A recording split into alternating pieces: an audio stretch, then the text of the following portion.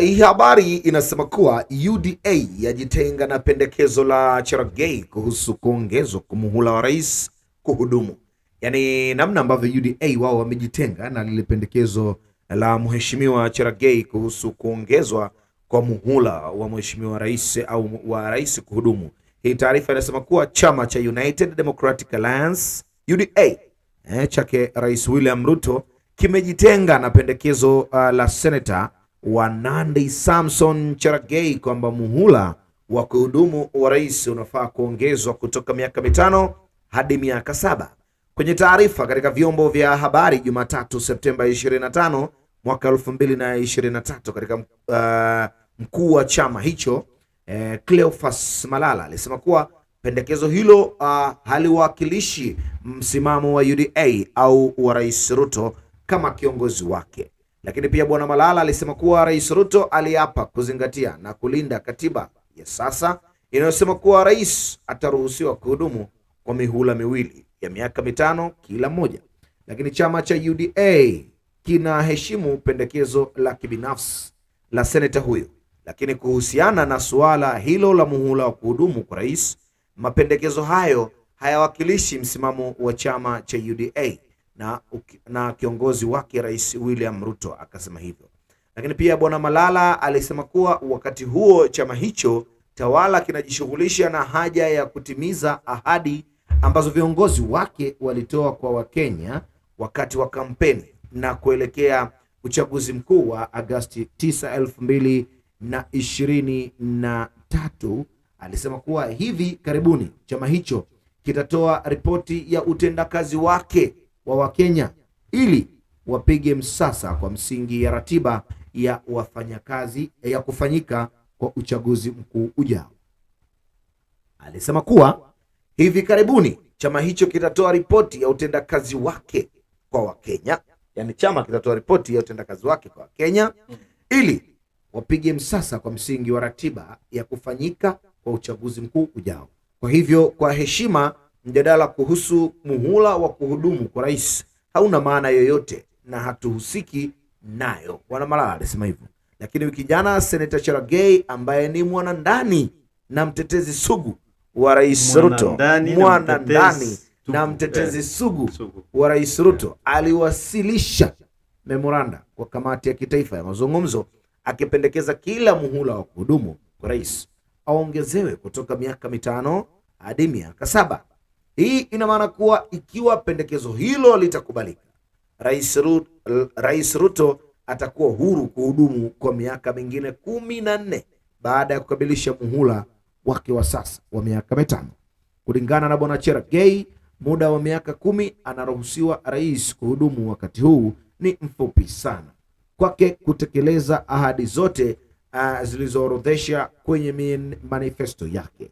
Lakini muda mfupi kati ya uchaguzi mmoja na mwingine ndio ya ushindani mkali ambayo nyakati zingine kusababisha machafuko. Ama kwa hakika muhula mmoja wa miaka 5 hautoshi kwa rais kuwahudumia wa Kenya kikamilifu, alieleza hivyo.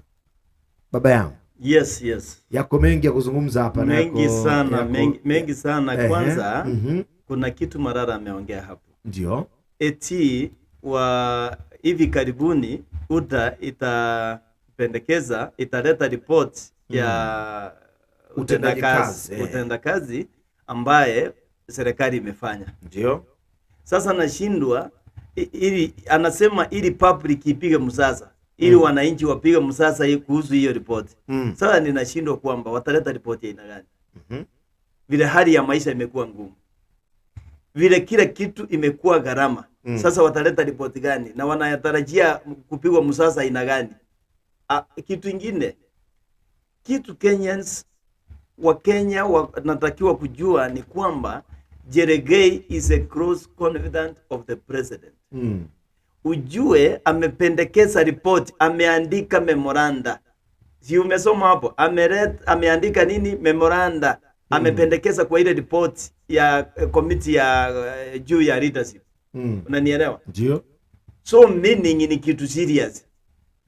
Si eti aliongea, unajua Cherargei hakuenda kwa matanga, mazizi ama mkutano aongee tu ama aite watu wa press. Aliandika, already he has written. ameandika memoranda. Meaning kitamba kuja kuandika memoranda. Hivyo ndivyo nafikiria mimi. Afikie mahali anakuja kuandika memoranda. Don't you think alikuwa amepass message kidogo kwa mahali, kwa wakubwa wake mahali? Uone hilo jambo hivyo kutendeka hivyo.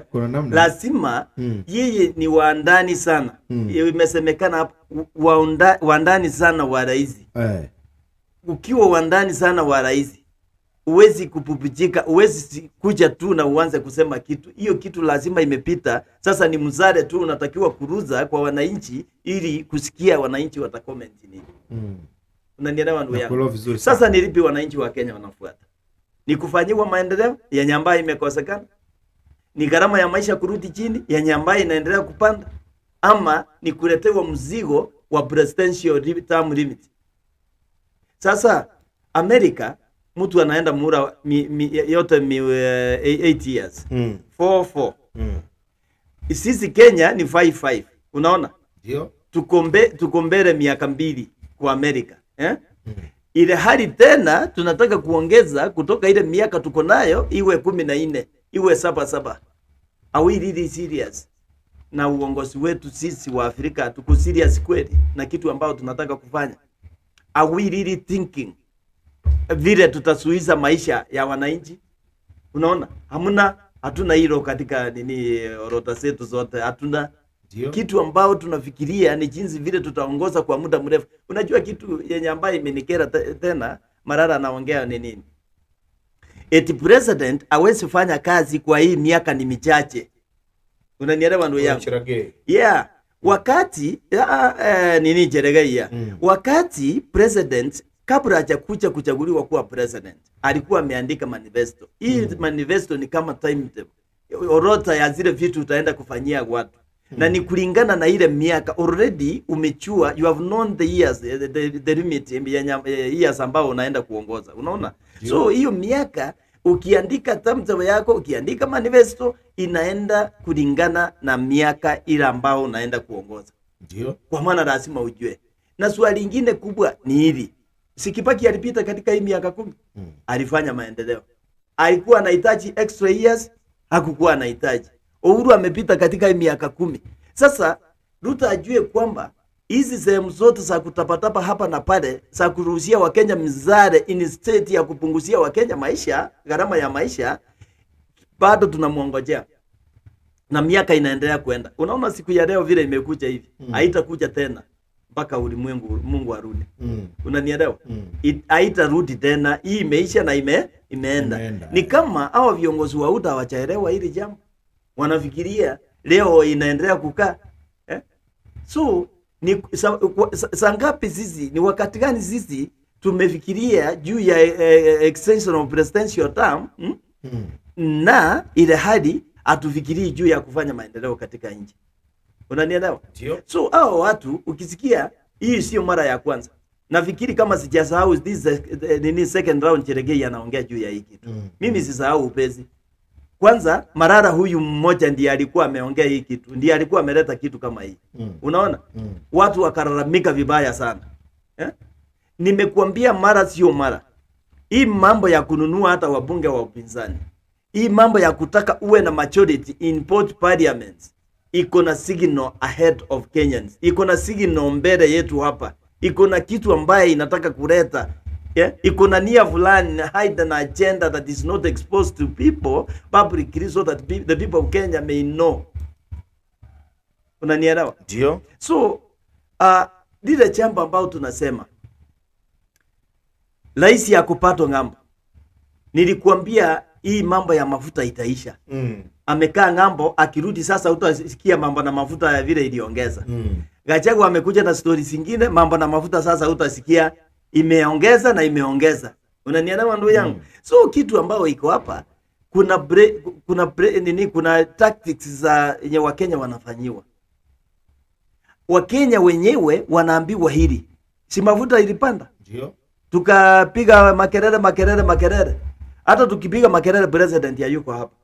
Wakati atakuja kurudi, sasa saa hii tunaongea juu ya presidential term limit. Unaona? Tulikuwa tumeongea juu ya jita. ikapotosa zile kahawa na kufuatilia vile. Sijajua kama watu wa Central pia ile kahawa tulikuwa tumesema imekuwa sawa, unanielewa? So tusije tukatafuta njia za huku na pale kupotosa wa Kenya kutokana na zile manifesto mlikuwa mnaelezea wa Kenya. Jamani, kumbuka hii Kenya ni yetu sisi sote. Kumbuka hii Kenya ni yako, ni yangu, na watu wengine bado wanaendelea kutuangalia kwamba ahadi zile tunapeana kwa Kenya tunasitimisha ama ni ndoto tu. You know, sasa kitu ambao Wakenya wanatakiwa kujua, Jerengei hakuongea kitu ambao haipo. Jerengei ni mzara aliambiwa evu ruza evu mzara tusikie the comments. Lakini niliona mbunga mmoja kutoka sehemu karibu president's backyard akiambia Jerengei kwamba uko na tumbo kubwa, kichwa kubwa, lakini ufikiri mbali. Sasa tunaambia watu wa Kenya ambaye wako na shida kubwa sana, Kenyans who are languishing in poverty, Kenyans who have a lot of problems, imekelewa kichwa juu ya kichwa na ingine mpaka imekuwa mzigo. Sasa tunawaambia juu ya presidential term limit. Eti president extend hii miaka ni michache. Si afanye kwanza tumuone, aendelee kufanya. Akiendelea kufanya kama Rwanda, nimekuambia Rwanda president saa hii kama akirudi ameshafanya maendeleo. Ujue hivyo. Rwanda ndio nchi katika Afrika saa hii inaendelea, na ilikuwa chini kabisa, na ilikuwa mambo na shida kubwa sana ya deni ya vita. Lakini wakati Kagame alichukua tamu ya uongozi, alileta watu wale makabila sote pamoja. Akawaambia hii nchi ni yetu inaharibika, hii nchi ni yetu tunaharibu. Let us come together for the unity of our country. Let us work together for the unity of our country. Sasa wengine wanashiti kutuelezea juu ya presidential terms. Tubebe tupeleke wapi na tuko na mizigo ingine imekwama kwenye kichwa. Yeah. Na kuna mengi ambayo tutadiscuss hapa, kuzungumza hapa na mtazamaji wa Channel 7 News TV, na niko na maswali kadhaa hapa. Yes. Kuhusiana na chama cha UDA, lakini kuhusiana na mambo haya ya ushuru kuongezeka na kadhalika. Lakini kwa sasa tutazame namna ambavyo Mheshimiwa Rais kwanza alivyokuwa anaingia. Maana hata miaka miwili bado.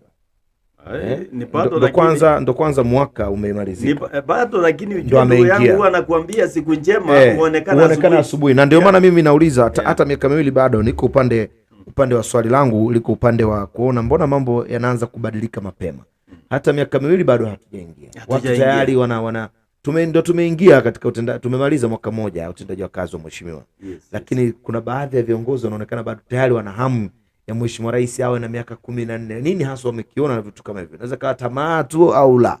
Tutakuja kudiscuss hapa na mzee wangu. Sasa tuangalie namna ambavyo Mheshimiwa Rais alizungumza namna ya masuala mazima ya ushuru, hususan yeye alisema yeye atapunguza ushuru. Wakati wa kampeni mambo haya aliyazungumza kwamba atakuwa anapunguza ushuru, na sasa tunauona ushuru upo katika namna gani. Karibu mtazamaji wa Channel 7 News TV, tukirejea hapa niko na mzee wangu Henry Nyamoya kudiscuss haya kwa undani kabisa, kwa msingi kabisa. Karibu sana. What do you propose to do with that? Because there's also a current subsidy in place for that. What do you think is the solution to the rising cost of fuel, which, as you know, drives the cost of a number of other products? I think the first thing that we need to do is to look at the taxes, because 50% almost of the cost of fuel in Kenya is taxes. I think it's time as a country we looked at, I think there are 15 different taxes on fuel. And I think it's time we relooked at how else do we raise revenue. Which taxes would you be proposing to remove from fuel, the cost of fuel? I think majority of the taxes that are in that bracket, I think there are almost 15 different taxes that are there. I do not have the specifics, but those 15, I think we need to interrogate these 15 different taxes. Which ones can we put aside so that like other countries, we can limit the taxation on fuel. Na mimi nataka niwaambie hivi, serikali ya Kenya hakuna hata tax moja tumeongeza. Na hakuna hata tax itaongezwa. Mtaona katika budget yetu ya mwezi wa sita tutakuwa tunapunguza taxes. Na katika hii budget, wacha niseme vizuri, na mnisikize kwa makini. Katika hii budget mimi si wazimu. What do you propose to do with that? Because there's also, a current subsidy in place for that. What do you think is the solution to the rising cost of fuel, which, as you know, drives the cost of a number of other products? I think the first thing that we need to do is to look at the taxes, because 50% almost of the cost of fuel in Kenya is taxes. I think it's time, as a country, we looked at, I think there are 15 different taxes on fuel. And I think it's time we relooked at how else do we raise revenue. Which taxes would you be proposing to remove from fuel, the cost of fuel? I think majority of the taxes that are in that bracket, I think there are almost 15 different taxes that are there.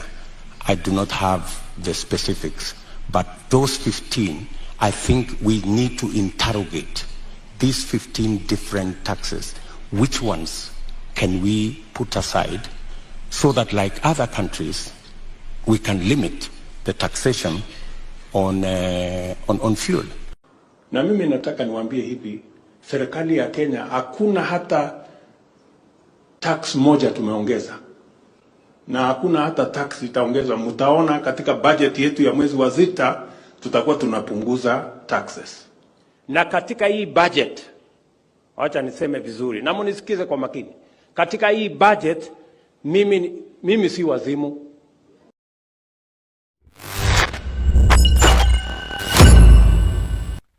Huyo ni Mheshimiwa Rais wa Jamhuri ya Kenya, na nakwambia na munisikilize vizuri, mimi sio mwendo wazimu. Katika hii budget ambayo tutairekebisha mwezi wa sita, tayari mwezi umepita miezi imepita, tutapunguza tax.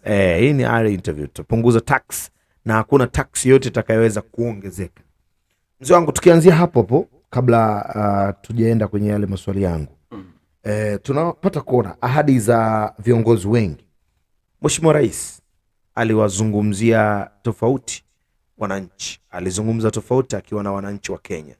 Tunashuhudia mambo ni tofauti hapa katika utendaji kazi. Yes. Hii maana yake ndo tuseme siasa, au hii maana yake tuseme ni mtu mwenyewe au uongozi wake mwenyewe ameamua kutengeneza katika structure tofauti, labda kuna mambo ameyazingatia au anayazingatia kwa mbele? I don't know what happens. I don't know what exactly happens. Kwa maana ukimsikia kwa hiyo interview by iPhone was Citizen, it was earlier interview mapema akielezea vile atasolve problem ya tax, vile fuel inapanda, mpaka amepeana kwamba kuna sector 15 ambaye ni za taxation. He will look at hizo taxations vile zinafanywa mpaka atafute solution. Umenielewa? Ndio.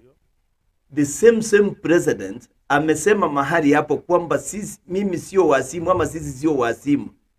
Hakuna taxi tumeongeza. Maisha ya Wakenya, unaona at different interviews anaongea vitu tofauti. And the same president is the same person. You know, a president is a father of the nation. A president is a CEO. No one like him.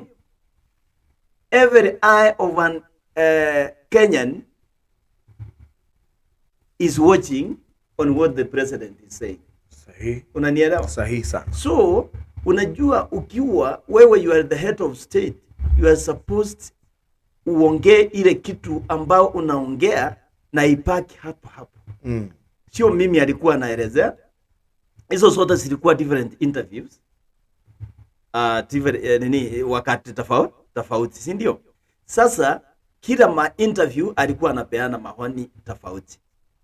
Okay, number one, alikuwa na promise vile atasettle hii mambo na taxation ili fueli irudi chini. Sasa wakati aliingia, wakati amefika sahihi, kwani ila akili alikuwa anapeana hadharani kwa Kenya during interviews ilipotea ikaenda wapi? Kwani hao president ukumbwa na nini? Ni makateri wako surrounded, wamemsurround, ama kuna biashara ambaye iko heightened wa Kenya waelewe? Unanielewa hapo swali ambao ninajiuliza hata mimi? Na kuelewa vizuri. Ni nini, what normal, I don't know what happens with these people.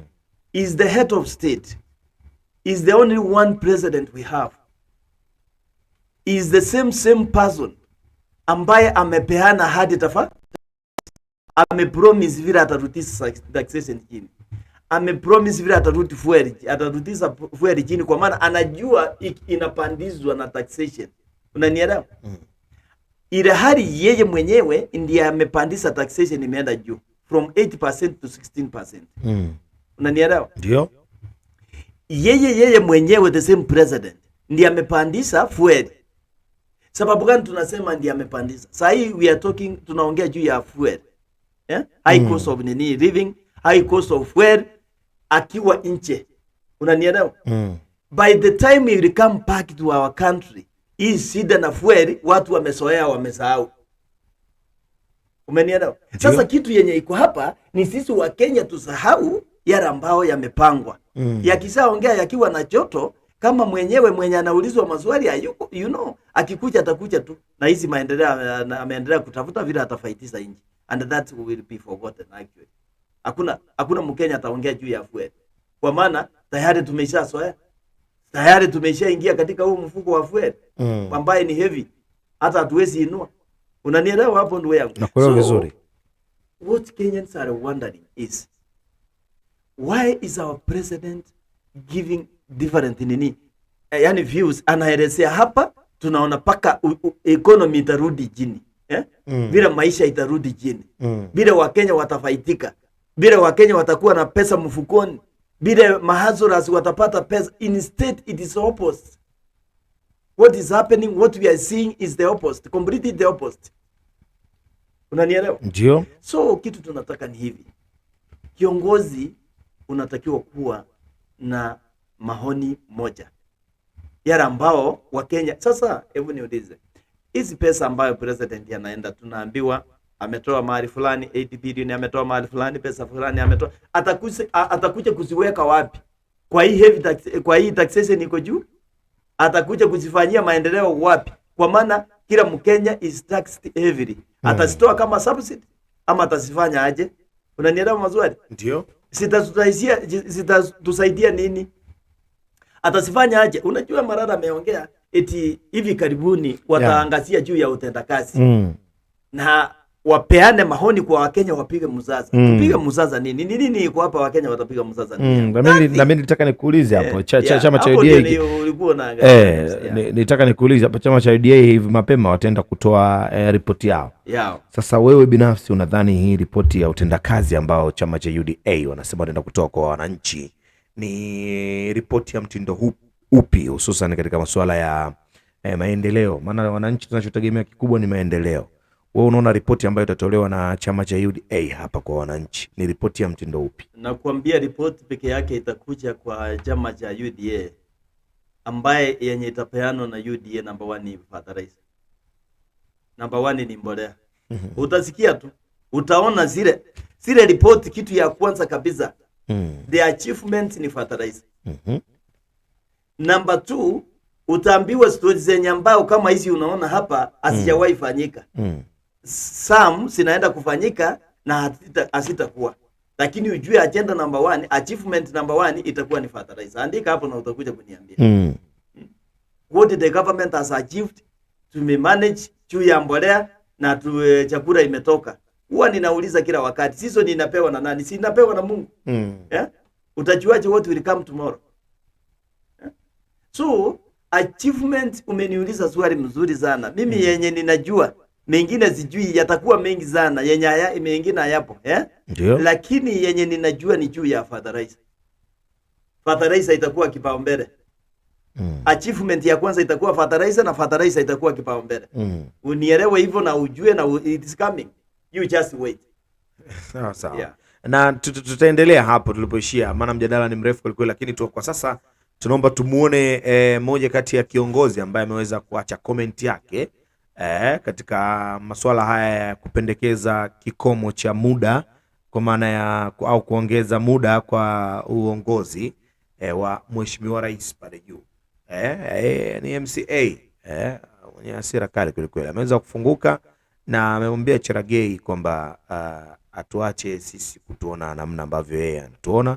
Kama ni wajinga basi atuache kutuona wajinga, na kama anatuona ni tumezubaa basi aache kutuona tumezubaa. Lakini kikubwa ujumbe umefika kwamba MCA huyu amezungumza pendekezo hilo la kikomo cha muda ni namna gani ambalo ni pendekezo la namna gani ambalo yeye amemaanisha, au namna gani ameacha comment yake. Basi karibu mtazamaji wa Channel 7 News TV kutazama hii namna ambavyo mheshimiwa kabla hujaenda hapo ujue kwamba hii constitution yetu is for the people of this country. Ndio. Whatever you want to amend must go back to the people. Sawa. Lazima ifanyiwe referendum tena ibadilishwe. Usifikiri kubadilisha presidential term ni rahisi. Hata hizi memoranda ambaye Cherargei ameandikia hii committee ya sijui utawaro, I don't know how they call it.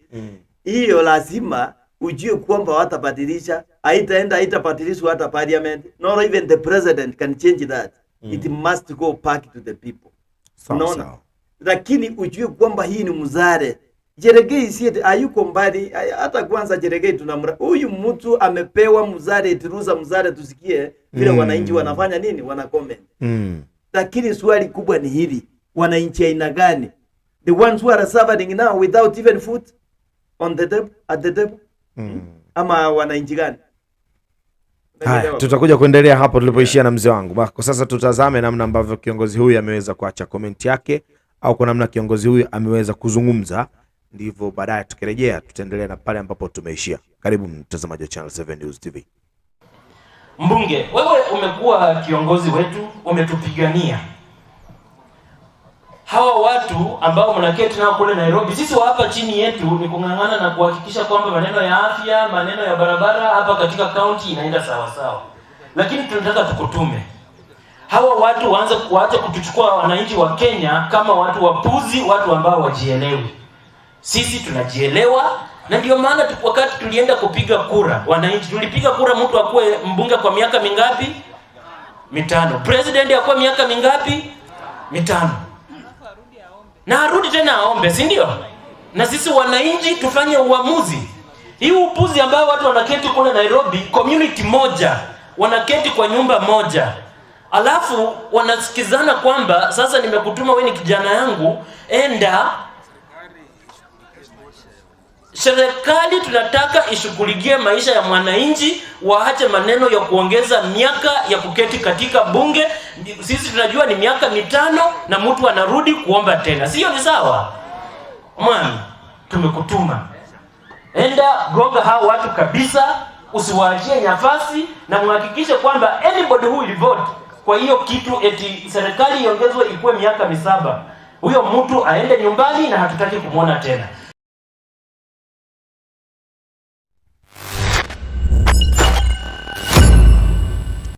Hivyo tumemsikia the way alivyozungumza na ukali aliotumia hapo, kwa maana wacha vitu viflow vyenyewe, tusiforce vitu wacha vitu viflow vyenyewe. Ndio hata nimesema wacha wafanye maendeleo ionekane. Hiyo maendeleo ikionekana ndio wananchi waseme uruti. Lakini si eti tuambie na watu wako kwa maisha ya ngumu, maisha imepanda, kila kitu imepanda, mafuta imepanda, everything. Iko sasa Wakenya ni kuomboleza tu. Nafikiri nchi zingine zinaomboleza tu maisha, yani zinaonea Wakenya huruma. Hatuwezi ambia juu ya Wakenya juu ya presidential nini, kuongeza presidential term. Unajua hata Cherargei mwenyewe anajua akifanya hivi rais atamuona amkampenia aendelee kukaa hapa. Si hata rais anataka, ni yeye pia anataka kukaa nani. Sawa sawa. Yeah. Haya, tukiwa na bado tupo kwenye taarifa hiyo hiyo au kwenye mjadala huo, tutazidi kuendelea kusoma au kuzungumza juu ya mjadala huo, lakini kwa sasa taarifa nyingine inahusu wabunge wa Azimio Magharibi washutumu Kuria na Ndii. Hii taarifa inasema kuwa baadhi ya wabunge wa upinzani kutoka magharibi mwa nchi sasa wanamtaka waziri wa biashara Moses Kuria na mshauri wa kiuchumi wa Rais William Ruto Bwana David Ndii wawaombe wa Kenya msamaha kwa matamshi tatanishi walioyatoa kuhusu kupanda kwa bei ya mafuta. Lakini wakati huo huo viongozi hao pia walimshukuru Senator wa Nandi Samson Cherargei na wanasiasa kadhaa kwa kupendekeza kuwa muhula wa rais uongezwe kutoka miaka 5 hadi miaka 7.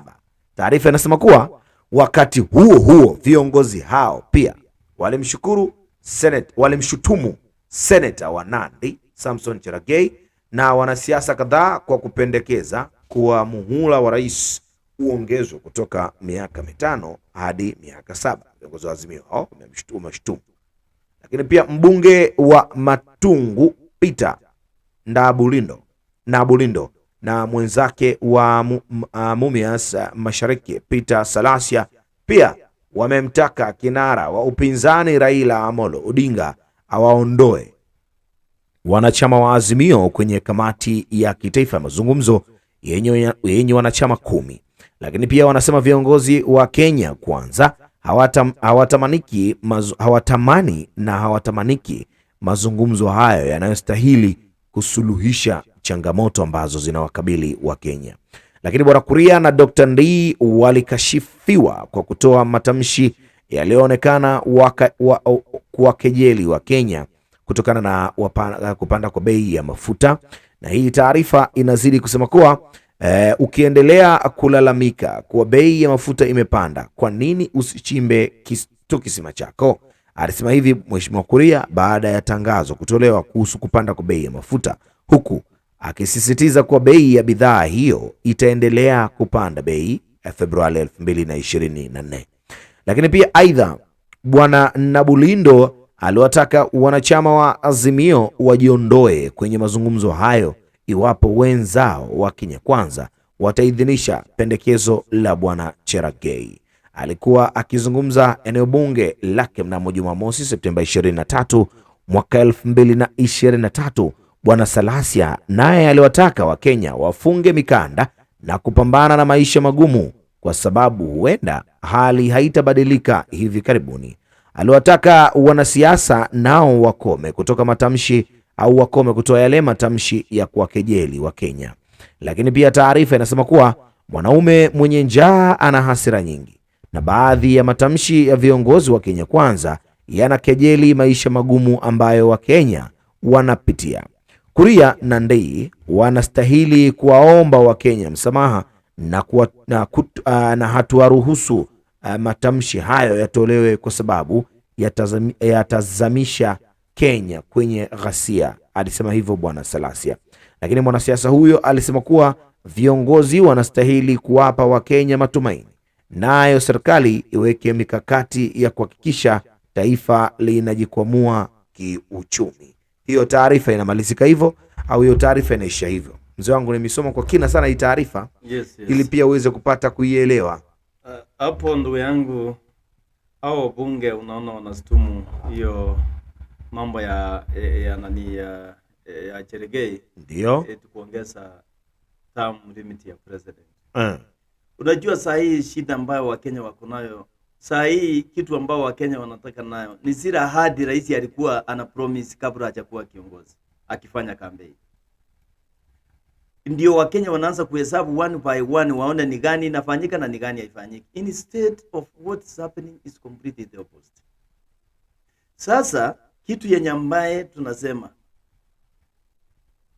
unaona Cherargei huyu tunasema eti Cherargei achaota hii kitu, hata sio kuota. Umeona ameandika paka memoranda hizi ni hizia ziko kwa president. Na kuna kitu kingine nataka kuongea juu ya Kuria.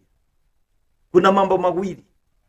Either Kuria kuna kitu naye pia inamuuma vile ninaonanga anaongea, anajifanya kama ni mrebi anaongeanga, eti carry your own cross. Unaona?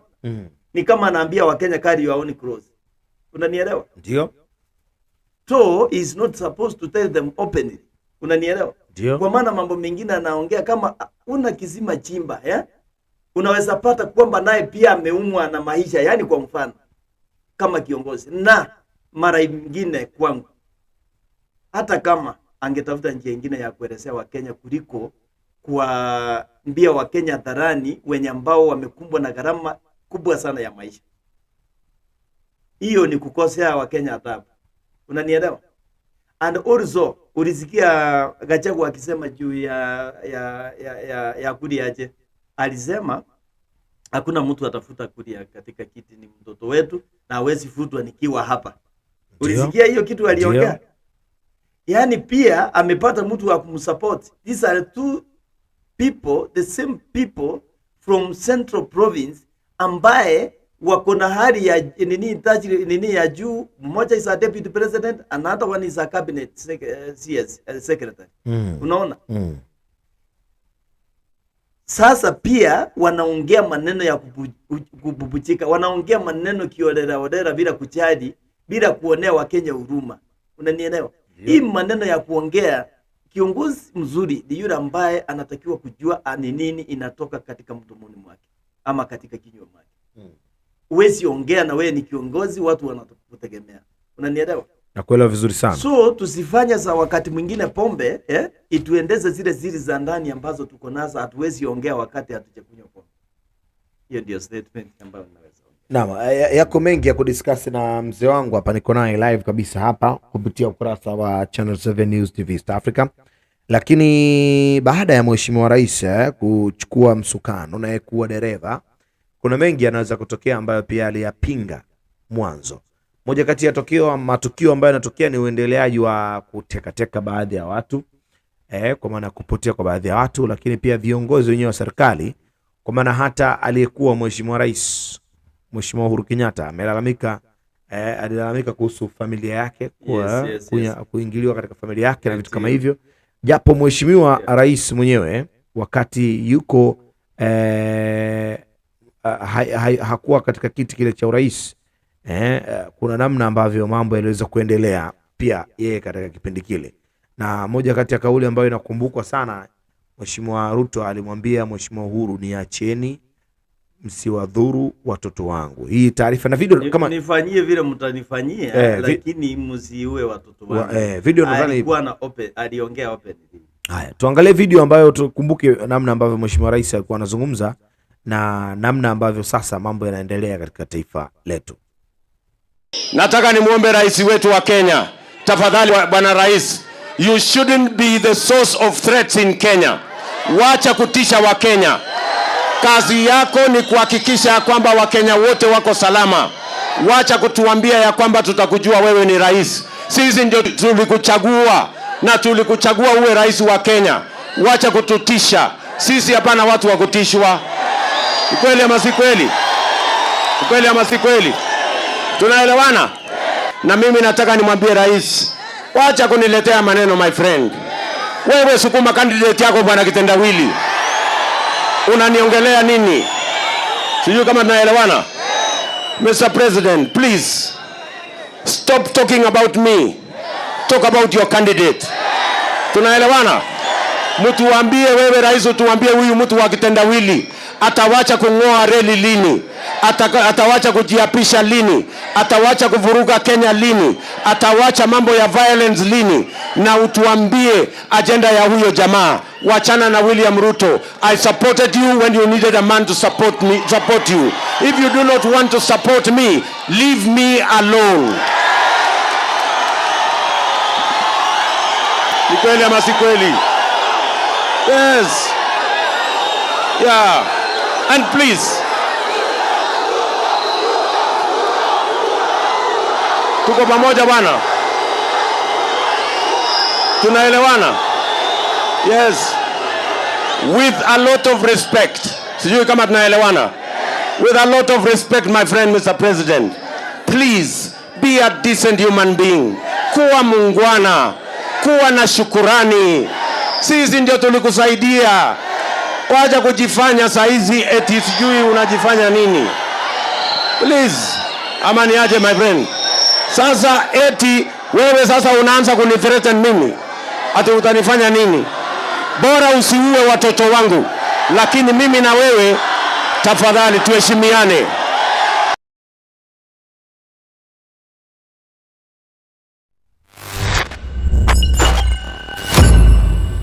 Bora usiue watoto wangu, lakini mimi na wewe tuheshimiane.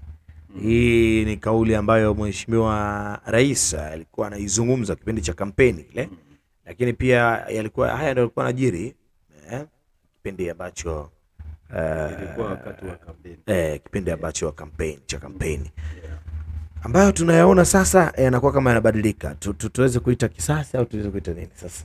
Sasa unajua ndugu yangu, what is happening now is completely the opposite. I always say completely the opposite of what the president used to promise people or to speak during his campaigns. Sasa ukiona Ruto mara nyingi alikuwa anaongea juu ya fuel yenye imepanda. Ndio. Anaambia Rais Uhuru Kenyatta kwamba tafuta njia ya kupunguzia Wakenya wenye wamelemewa na maisha. Urudishe fuel chini, urudishe kila kitu chini. Sio mimi natoa kwa mdomo wangu, ni yeye tu. But what he is also doing is completely the opposite. Yani imeongeza maratupu. Wakati wa Uhuru kulikuwa 80% tax tax ilikuwa 8%. Saa hii ni 16%. So kila kitu imekuwa opposite, kila kitu imeongeza mara mbili. Na hii issue ya kwamba Mr. President nifanyie vile utanifanyia na usiwe watoto wangu. Na mambo mengine ni ile kwamba maaskari walikuwa wanatumika. Unanielewa? Mimi nafuatia hizi mijadala ya hawa vile walikuwa wanafanya kampeni. Maaskari walikuwa wanatumika kuhujumu maisha ya watu wengine. But what is happening now? So it's the same. Ona vile kina Maina yani it's the same yani ni kama how do we call it chameleon in Kiswahili? Wanaita kinyonga. Ni kama kinyonga, tunaongea ukipanda mti fulani kama uko green unabadilika, kama uko brown unakuwa brown. So I don't know who changed the president's mind, kwa maana yale mambo yote alikuwa anaongea during election campaign is completely opposite. Yenye anafanya ni tofauti kabisa. Sasa mimi ningeomba president alizavo, ndio alikuwa na nia nzuri ya kufaitisha wale watu walimfanyia kampeni. This high time now alizavo is supposed to reserve wale watu ambao alikuwa ameweka akichange. Unanielewa ndio yangu? Ndio. Yeah. Sasa tutakuja kuzungumza pia hapo ulipozungumzia kwenye masuala ya kukompea Mheshimiwa Rais mambo yake ambayo anayafanya saizi na yale ambayo Mheshimiwa Rais aliyepita aliweza kufanya. Kwa hiyo niandalie hiyo, tutakuja kujua mawili matatu kutoka hapo. Lakini kwa sasa naomba tuangalie namna ambavyo Mheshimiwa aliweza kuzungumza kipindi hiko na hiyo tumeangalia. Lakini kwa sasa Mheshimiwa Uhuru Kenyatta tunaye pia video yake ambayo pia naye anamjibu Mheshimiwa Ruto kipindi hiki sasa. Maana kipindi kile Mheshimiwa Rais Ruto alikuwa anazungumza na Mheshimiwa Uhuru Kenyatta kipindi Mheshimiwa Uhuru Kenyatta katika madaraka, lakini kwa sasa ikulu imekaliwa na yule ambaye alikuwa anazungumza na yeye ana nini cha kusema Mheshimiwa Uhuru Kenyatta kipindi hiki. Hii hapa video yake, mtazamaji wa Channel 7 News TV. Tukirejea tutaendelea pale ambapo Mzee Henry aliwekea dot. Taarifa hiyo. I don't understand. Mr. President, the argument here has been that I'm not Mr. President. I am the fourth president. My apologies. The fourth president of the Republic of Kenya, Uhuru Kenyatta. The argument here has been that if you continue politicking, then you may lose. Have you seen me in any rally? Declaring maybe. Have you seen me in any rally? Not really. But have you seen me in any demonstration? Not really. Have you seen me anywhere except where? And all my functions are public. This government knows all the activities I have been doing, be it in Ethiopia, be it in DRC.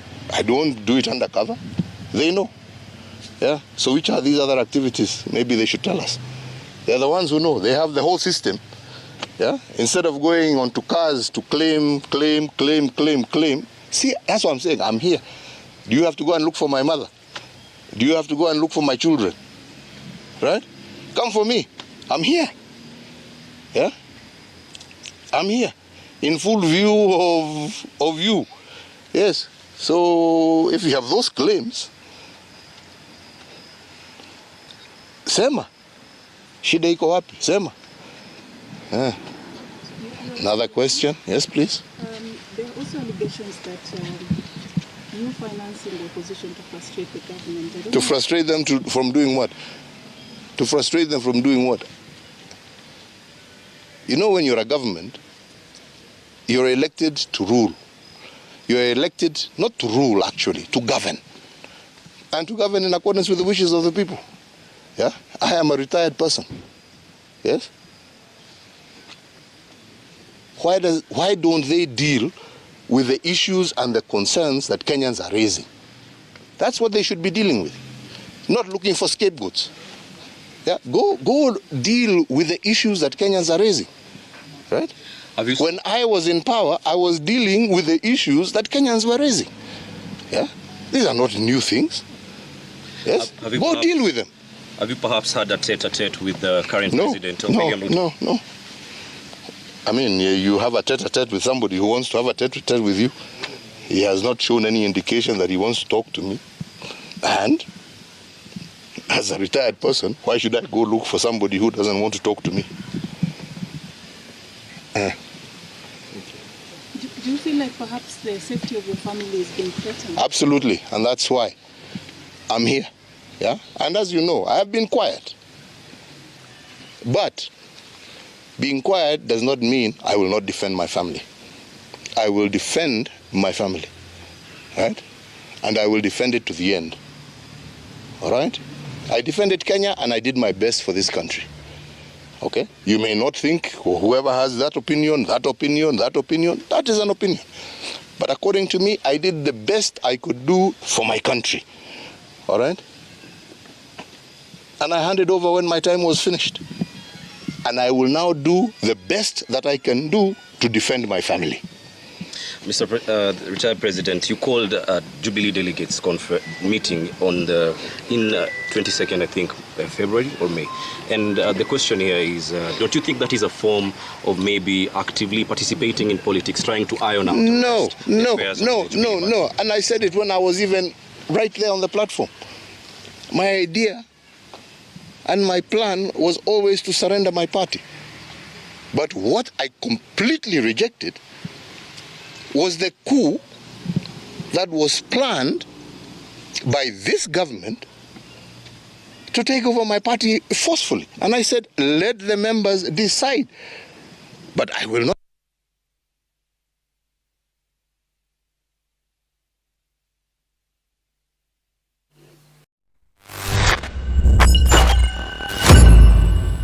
Mheshimiwa Uhuru Kenyatta huyo, kipindi hiki sasa ambacho amekuwa ni Mheshimiwa Rais mstaafu, na kuna namna ambavyo ameweza kuzungumza pia kuhusiana na yale ambayo anayatetea haswa au kunayo haswa, kama vile Mheshimiwa Ruto alivyokuwa kipindi cha uchaguzi anapozungumza kuhusiana na familia, lakini pia na chama, na hivi Mheshimiwa Uhuru Kenyatta amezungumza, na hivyo ndivyo ambavyo ameweza kuzungumza. Baba, hii migogoro, hii mizozo inayotokea au iliyotokea kwa viongozi wetu, tunasema si rafiki sana katika maendeleo ya taifa, kwa sababu watu kama hawa wana umuhimu mkubwa, mchango mkubwa katika taifa letu, hususan wanajua Ikulu kuna kona hii, kuna kona hii, kuna kona hii, na kuna ile, kuna ile, kuna ile. Ndio, as I said, the president is the head of the country. Ndio. Is the father of the country. Is everything in the country. Ndio. Hata kama sheria impei sheria zote katika mikononi mwake, but he is still powerful and above, even he is still powerful. He can authorize, he can plan. Na nielewa. Ndio. Sasa kitu nimezangaa, hao mapresident wote, unaona Ruto alikuwa anasema wasosane vile watasosana, lakini asiue watoto wake. And also Uhuru has spoken the same thing. Anasema naye pia wamfuate vile wanamfuata, lakini waachane na familia yake, waachane na mama yake. By the way, you know, walienda kwa mama yake nini, mambo mengi. We don't need to do this. Yani kufuatana. Tunatakiwa tukiingia katika uongozi, hata yule tuwe tunasameana. Unanielewa? Tunasameana. Ikiwa mtu amekukosea, unaona amekukosea, wewe fanya mazuri. Wewe fanya mazuri, usilipize kisasi. Usijiripishie kisasi. Unaona? Ndio. So kitu ya nyambaye iko tena kubwa sana Kenya hii. We don't want to touch real issues facing Kenyans. Hatutaki kurudi hapo tuongee, ni kuhepa hepa tunaenda hivi kando. Kama kwa mfano kuna kitu umeniuliza. Debt borrowed. Yani that's Ruto versus Uhuru. Ndio. Unaona kwa mfano bilateral loans for the last 1 year. Ruto has borrowed 190 borrow 1 year 32 billion. Bilateral loans. Umenielewa? Ndio. Multilateral loans, Ruto has borrowed for the last 1 year 730 billion. Uhuru aliborrow 264 billion. Commercial banks external loans, Ruto has borrowed 110 billion. Uhuru aliborrow 20 billion only. Credit to suppliers 1.5 for Ruto and 2 billion for Uhuru. Central bank debt, Ruto 50 billion, Uhuru aliborrow for 1 year 19 billion. Umenielewa? Commercial banks domestic debt, Ruto 131 billion, Uhuru 189 billion. Ndio. Resident debt 339 for Ruto billion, 404 for Uhuru. IMF loans, Ruto has borrowed for the last 1 year 54 billion and Uhuru 40 billion. Total loans for 1 year 606 and 969. It's almost the same. But what tunaangazia hapa ni Toto umeshafika? Yeah, imeshafika. Wacha nitaendelea kukuelezea hapo sasa. Kitu yenye ambao tunataka ni Rais Ruto alisema hawezi kopa. Rais Ruto hata ukiweka clips hapo alikuwa anaongea kitu ambaye imeumiza Kenya ni over borrowing. Ndio. Unaona? Debt yenye ambao iko ni kubwa. Let us look for means and ways of clearing debt once and for all. Unanielewa? Lakini sasa instead we are doing the opposite in everything sincerely. Not that I'm against the president. Let him remember his manifesto. Let him remember what he used to promise Kenyans during campaigns and what he's doing now. Unajua huwa ninasema kwamba siku njema huonekana asubuhi. Kama siku imeonekana ni ya vizirani na kuambia for the next 5 years ni vizirani. Hakutakuwa na nini na siku njema. Unaona? Kwa maana siku njema ni inaonekana asubuhi. What we mean is the origin, the start of something. Kama imeanza na mambo mabaya, itaisha na mambo mabaya. But let us expect and put hope kwamba president jenye ataenda kufanya ni kitu ya manufaa. Yeah, na hizi si ameenda tena, unajua hatujaongeza hizi zenye ameenda nje kuboro wapi. You know, kitu wa Kenya wajui, sio kwa siasa, sio kwa ubaya. This is overtaxing Kenyans. Hizi zote zitaleta mizigo kwa Kenya. Ujue Wakenya wanafikiria kwamba wakisikia kwamba pesa fulani imeombwa wanafikiria ni ya kusaidia. Kama mbolea tulisaidiwa ilirudi kuuzwa pesa. Kwani hizi pesa tunapewa za bure? Kuna kampuni itakupea pesa bure bila kulipa loan ama bila kurudisha ile pesa yenye ilikuwa pesa? Lazima uwajibike. Ndio. Unanielewa? Lazima uwajibike. Hata zile billions kadhaa ambazo Mheshimiwa Rais amesaini siku ya juzi akiwa kule wapi, lazima kuwajibika. Why is it being signed? Why do you sign? Maana kuna makubaliano. Yeah, kuna makubaliano. It simply means kuna agreement. Yeah. Unanielewa? Ndio. Ya kuja kulipa. Nani atalipa? Yeye president atalipa kutoka kwa mfuko wake? Hawezi. Wenye wata ajibika ni common mwananchi, ni taxpayers. Unanielewa? Kitu Mkenya anatakiwa kusikia. Akisikia kwamba pesa fulani zimepeanwa, pesa fulani zimepeanwa, pesa fulani, iwe na raha kwamba pesa imekuja. Kama ile hadi ile ya kwanza yenye ipo ile revenue correction, daily revenue correction, monthly revenue correction, kama hatujaona inafanya kazi gani? Why should we be happy kwa zile ambazo zinakuja na hatuoni zitaenda kuingia wapi? Sawa sawa. Yeah. Na tukiwa bado tunaendelea na hizi taarifa za asubuhi, hususan katika muktadha mzima wa kuichambua miaka hii mwaka mmoja Mheshimiwa Rais na miaka ile 10 ya mzee wetu Uhuru Kenyatta, lakini pia tunaangazia kwa kina namna ambavyo constitution yetu inavyokuwa inapigwa danadana tunaweza tukasema hivyo, inapigwa msasa ni kama haikukamilika kama haikukamilika, namna ambavyo viongozi sawa wanatuambia. Kwa hiyo lakini tuko na baadhi ya videos hapa ambazo moja kati ya video pia ni kumuonyesha Mheshimiwa Mudavadi. Yeye Mheshimiwa Musalia Mudavadi ameweza kuzungumza siku ya jana kuhusiana na Mheshimiwa Ruto au kuhusiana na Mheshimiwa Rais, lakini pia amesema wacheni kujisumbua, muwezani na Ruto 2027. Musalia Mudavadi huyu tunaye hapa katika asubuhi ya leo kwa maana breakfast show, na tukirejea tutaendelea pale tulipoishia. Kitu ambao unashangaa Mudavadi, hiyo ndio swali tu anashinda akiongea. Is he not thinking of being a president of this country? Kwa maana amekuwa akisimama mara nyingi sana. Sasa mara nyingi akisimama anaangazia juu ya kutoweza Ruto. Badala ya kuongea kwenda Western, ahakikishe kwamba watu wa Western, viongozi wa Western, wananchi wa Western, hizo mia zisuga na mambo mengine ambao viongozi wanaenda hapo kuongea tu porojo na haifanyiki, aone vile atafaidisha watu wake. Sawa baba, hebu tutazame kwanza Mheshimiwa Mudavadi, then tutakuja na comment zaidi na zaidi. Karibu mtazamaji wa Channel 7 News TV East Africa. Hata nasikia wengine mtu anasema Weta atoke huko anaweka jam. Musalia atoke huko anaweka jam. Sisi hatuweki jam. Wewe uko kwa mrengo wako. If you are serious, don't blame Weta who is in Kenya Kwanza. Don't blame Musalia who is in Kenya Kwanza. If you think you are ready for the presidency, go for it. But don't say that sisi tunakuzuia. Hatujazuia mtu. But we are just telling you the truth for free. Kwamba, is it really realistic that utaweza William Ruto in 2027? Is it realistic? So let us be realistic. Tuwe watu wa kuzungumza ukweli na tutasaidia. Na madhehebu yetu yote mtusaidie, muunganishe watu. Nyinyi ndio mnapatisha watu, nyinyi ndio mna sangina tukipoteza wapendo wetu, mtutusaidia kwa mazishi. Kila pahali mnatusaidia.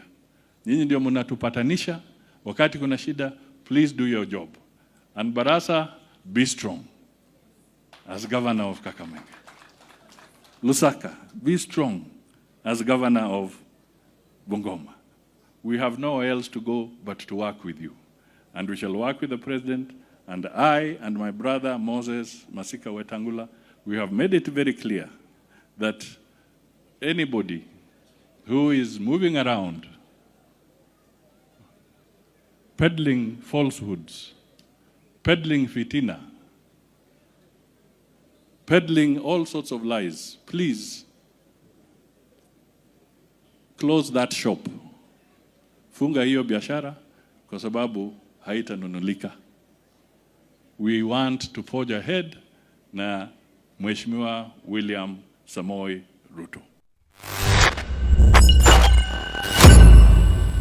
Huyo ni Mheshimiwa Mudavadi akizungumza na namna ambavyo anawaambia watu kwamba bana, mkitaka kufanya hiyo kitu nyie kwa juu ya Mheshimiwa Rais basi fanyeni, lakini msimlaumu Mudavadi au Weta kuwa upande wa Kenya Kwanza. Yeye ametoa maoni yake hayo, lakini pia amezungumza hivyo. Mzee wangu, kuhusiana na Mheshimiwa Mudavadi, ni mtu mzima mwenye kuifahamu vizuri siasa ya Kenya. Unajua kuna kitu hapa ndugu yangu. Kwanza nataka ku rule out. Mudavadi asisinda akisema msitulaumu sisi. Mimi na Wetangula. Wetangula is a royal, Wetangula is a speaker of the National Assembly. Wetangula ni kiongozi, Wetangula ako na pati yake.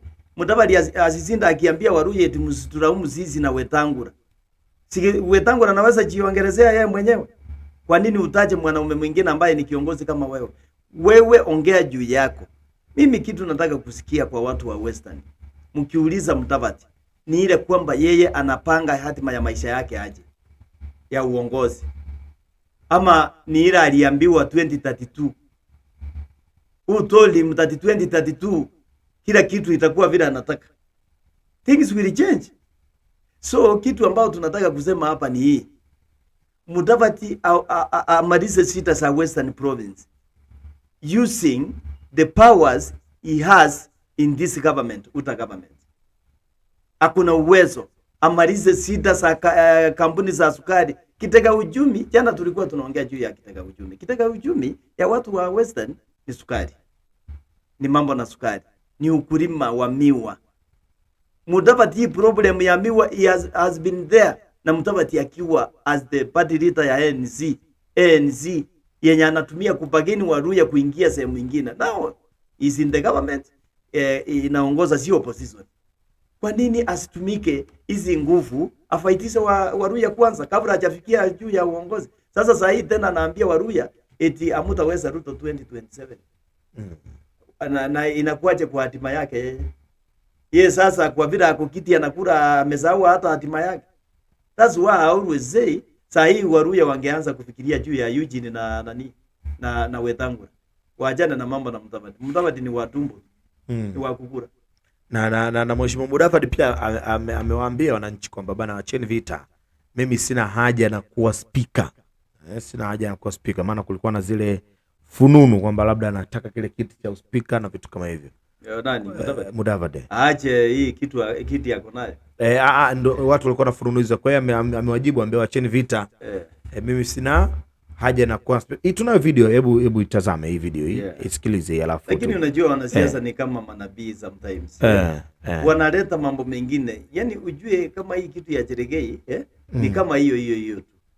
Sio ni watu wachache wataweza enda kwa masisi fulani, mtu anasimama anasema kitu na watu wanaanza kufuata, wanaamini. Those are soothsayers. We don't want to listen to them. Haya, tazama hii video mtazamaji wa Channel 7 News TV. Tukirejea basi tutajua tunachukua ungwe gani hapa. Mtazamaji, karibu sana. Wewe Mluya ambaye uko hapa, wewe Mwesterner ambao uko hapa, kwa sababu tuko na Kaunya na wengine wa Mount Elgon na hata wenzetu kutoka sehemu zingine wameweka biashara hapa, wanaishi na sisi. I want you to know that the Speaker of the National Assembly is none other than Moses Masika Wetangula. He is the leader of the legislative. I am in the executive. Our leader is President Ruto. The deputy leader is Rigathi Gachagua. And then I am there. Two arms of government.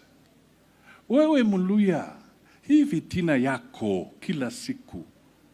Ati weta na musalia, weta na musalia, wenya kukurendi. I cannot go and be speaker.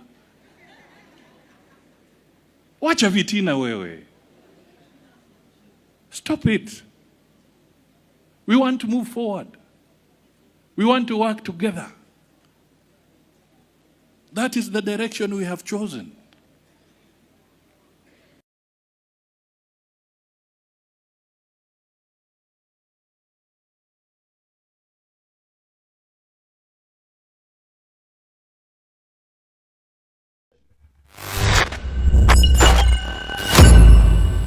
Naam, hivyo ndivyo ambavyo Mheshimiwa Mudavadi ameweza kuzungumza na ameweza kufanikisha hayo mazungumzo, lakini pia tumepata kuona namna ambavyo mambo yanavyozidi kwenda katika taifa letu. Taifa lina moto bado, unaweza kusema joto bado, joto vugu bado lipo. Kwa hiyo tafsiri yake ni kwamba chochote ambacho kinaweza kikatokea basi kitatokea. Kwa hiyo tuko live bado na niko na mzee wangu hapa, mzee Henry, kuzungumza naye mawili matatu, lakini taarifa mbalimbali ambazo kutoka katika vyanzo vya habari mbalimbali vimeandika leo kuhusiana na zile hisia kali kuhusu pendekezo la kurefusha muhula wa rais wa Kenya. Moja kati ya taarifa kutoka BBC wanasema kuwa seneta mmoja ambaye ni mwanachama wa muungano unaotawala nchi ya Kenya amependekeza kuongeza kwa ukomo wa muhula wa urais kutoka miaka 5 hadi miaka 7 na hivyo kuzua hisia kali nchini humo. Lakini pia seneta wa Nandi Samson Cherargei anasema Rais William Ruto ambaye amekuwa afisini kwa takriban mwaka mmoja sasa huenda akakosa muda wa kutosha kutekeleza manifesto yake ya kampeni.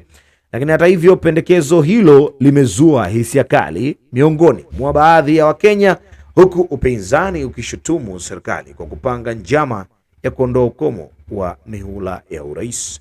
Lakini inafaa kwa kweli ipunguze hadi miaka 4 kila muhula. Hii ndiyo njia pekee ya kuhakiki ya kuleta uwiano wa kitaifa na kuzuia maslahi binafsi kujikita mwenyewe, hivyo kuruhusu utii wa katiba kutekelezwa kikamilifu. Alisema hivyo mtumiaji wa Twitter, sasa inaitwa X, na ile alama ya X. Iwapo kiongozi yeyote hawezi kutekeleza manifesto yake katika kipindi cha miaka 10, kuna haja gani ya kuongeza 4 zaidi? Mtumiaji mwingine alishangaa. Lakini Novemba mwaka jana Rais Ruto alitupilia mbali pendekezo la mbunge mwingine wa UDA kuondoa ukomo wa mihula ya urais nchini. Lakini pia katiba ya Kenya imeweka ukomo wa mihula 2 ya urais na mabadiliko yote yatahitaji kura ya maoni. Kwa hiyo hivyo ndivyo ambavyo tunamaliza. Nimekuambia hii kitu sio mara ya kwanza. Kama sio Cherargei, kuna mbunge mwingine tena kutoka the president's backyard. Alisema kwamba tubadilishe mihula, turefuze hizo mihula iwe 14 years. And the same thing again imetokea kwa Cherargei. Unanielewa? Meaning hiyo kitu inasumbua president sana. Iliongelewa ikaleta mambo mengi. President akaona kwamba imeleta choto, akasema sio wakati wa kuongea juu ya mihula. Unanielewa? Nakuelewa vizuri sana. Sisi tulijua kwamba ni mzale umeruhusiwa na president in njia nyingine ile kupitia kwa cross confidant wake. Unanielewa? Round hii tena Cherargei amesimama, ameandika tayari memoranda, amepeleka kwa ile committee ambayo inahusika na mambo na leadership. Unanielewa? Meaning hii kitu kiona inafanywa hivyo, sio hao watu, kuna mwenye inasumbua. And mostly these things happen when the president is out. Unaona? Mambo ya mafuta inafanyika akiwa nje. Akikuja utasikia akiongea juu ya mafuta. Mambo ya hizi miura na nini inafanyika akiwa nje. Akikuja asikie away, asikie Wakenya watasema namna gani. What we want to see ni maendeleo. Mr. President, what we want to hear or see ni maendeleo ikiwa inafanyika katika Kenya hii. Okay, tunabadilisha mihura instead, mbona hatusemi, unaona mbona hatusemi to reduce iwe miaka 8? Kwa nini hao wasiseme kwamba hii miaka mingi? Mbona hao watu kutoka kwa sehemu ya president mahali anatoka wasiwe na nia ya kubadilisha miaka, kwa maana ni mingi, iwe 4? Wako na nia ya kuongeza miaka iwe 14 wakae katika uongozi. Meaning these people they don't have the interest of Kenyans in mind. What they are thinking is how to stay longer in leadership. Sawa, na hivyo ndivyo ambavyo mzee wangu anazungumza. Lakini tunayo video ambayo inamuonyesha Mheshimiwa Simbarati na baadhi ya magavana wengine wa Azimio, na hivyo wameonekana kutambuliwa kwenye tukio la Ruto la Uhuru Park pale. Na hivyo ndivyo ambavyo tunaweza tukasema. Lakini video pia tunayo bila shaka, na tutazame namna ambavyo viongozi hawa wamepokelewa na namna viongozi hawa wametambuliwa, kisha baada hapo tutarejea kujadili mwishoni huku mambo yetu ambayo tumeanza nayo hapa tangu majira ya saa 1 za asubuhi na sasa ni 2:30. Kwa hiyo saa 1:30 tumeweza kulitafuna hapa tukiwa studio, na hii ni Breakfast Show. Karibu kumtazama Mheshimiwa Simba Arati na baadhi ya magavana pale Uhuru Park. Introduce Excellency governors who are present here, and we'll just ask them to stand up as we call their names and wave to the crowd. Your Excellency Muthomi Njuki, Governor Tharaka Nithi and Chair of Health. Excellency Susan Kihika, Governor of Nakuru. Excellency Wamatangi, Governor of Kiambu. Excellency Mohamed Mohamud, Governor of Marsabit. Excellency Governor Cecily Mbarire, Governor of Embu. Excellency Jonathan B., Governor Uasin Gishu. Excellency Simba Arati, Governor Kisii. Excellency Lusaka, Governor Bungoma. Excellency Otuoma, Governor Busia. Excellency Kahiga, Governor Nyeri. Excellency Badilisha, Governor Nyandarua. Excellency Kachapin, Governor West Pokot. Excellency Wanga, Governor Homa Bay. Excellency Kawera Mwangaza, Governor Meru. Excellency Governor Khalif Mandera. Excellency Barchok, Governor Bomet. Excellency Natembea, Governor Trans Nzoia. Excellency Wesley Rotich, Governor Elgeyo Marakwet. Excellency Governor Mutula, Governor Makueni. Excellency Wavinya Ndeti, Governor Machakos. Excellency Malombe, Governor Kitui. Excellency Issa Timami, Governor Lamu. Excellency Guyo, Governor Isiolo. And Excellency Mwadime, Governor Taita. I think those are the Excellency governors present, and I'm very grateful kwa vile mumewakaribisha. Oh, na Governor Sakaja, Governor wa Nairobi. Aya, alikuwa tayari ameshaongea.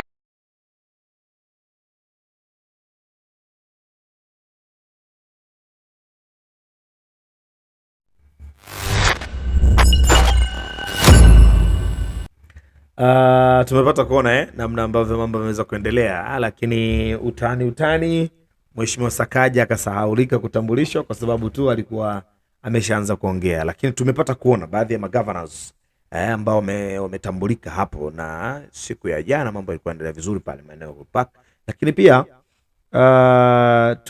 tumeona kwa ishara ya watu kuna magavana walikuwa wakisimama, tunasikia kuna wengine zinapanda. Kwa hiyo ni namna ambavyo tunaweza kusema uongozi au kiongozi natakiwa uwe. Inawezekana ukawa katika jimbo lako kunafanya makubwa, watu wakakuonea mbali huko mbali, wako Nairobi, wanafuata runinga, wanafuata vyombo vya habari, watu wako Nairobi, lakini wanamshangilia governor kutoka Kisii, kutoka wapi Homa Bay. Manake ni kwamba Makueni tunaona namna ambavyo viongozi, na ukumbuke hawa wamesangiliwa, ndio wale governor walikuwa wako juu kufanya maendeleo. Unaona sasa, bila shaka Gladys Wanga hao governors unaona wenye wamesangiliwa ndio wale wako juu kwa kufanya maendeleo, ndio wako number 1. Swali langu la msingi hapa, hii ishara hii ni ishara gani mzee wangu? Kwa maana nini tukitegemea hapo mbele panapo majali? Kitu ambao tunataka ndugu yangu ni kimoja. Tuache uongozi wa ukabila. Ndio. Chambo kama ninakuja hapo mahali nataka kuleta paka nifike mahali nataka. Haina shida. Tuache mambo kama ya Cheregei. Ya Cheregei ni ukabila mtu. Hii ni ishara ya ukabila. Kwa maana kama sio ukabila angefikiria kurudisha presidential term to to 8 years. Pia ukiangalia governors tuliangazia utendakazi wao. Udiona Gladys Wanga ni namba ngapi? Mutula Kilonzo ni namba ngapi? Umeona gavana wa Nyeri akizangiliwa gavana wengine si deport from opposition and from Azimio and Uta. Unaona? Ndio. But hao governors ambao wamezangiliwa ni wale ambaye wanafanya maendeleo. Na hakika wanafanya maendeleo katika ground zao. So wananchi wanakuwa wakiangalia. Wananchi wa saa hii kuna runinga, kuna nini, vyombo vya habari, kuna radio, kuna jinsi vile wanapata taarifa kutoka sehemu zote zile. Unanielewa? So wananchi wanajua ni nani katika ground. Hawajui wewe ni nani katika national. What they know wewe ni nani. Kwani mchezaji mpira, nikuuliza swali, mchezaji mpira si anajulikana kwamba huyu ni Ronaldo anacheza mpira? Akikuja kwa kiwanja si watu wanajua kawaida huyu ni Ronaldo na anacheza namba ngapi? Ndio. So mchezaji halisi anajulikana. Sio tunakuja kujiwekelea, unajulikana. Wewe ni mfanyikazi, ni mchapakazi. Unanielewa? Sawa sawa. Okay, number 2. Hiyo mzangilio, hiyo izara inaonyesha kwamba still opposition as a ground. Because wengi wa hao watu ambao wanazangiliwa ni wa opposition. Ndio? Yeah. Hiyo ndio vile nimeona. Sawa sawa. Niko bado na mzee wangu Henry hapa, tunamaliza tunaendea mwishoni huko, lakini mheshimiwa Biga Chagwa ameonyesha, amemchekesha mheshimiwa Rais Ruto akizungumza katika hifadhi ya Uhuru, na hiyo ni siku ya jana bila shaka.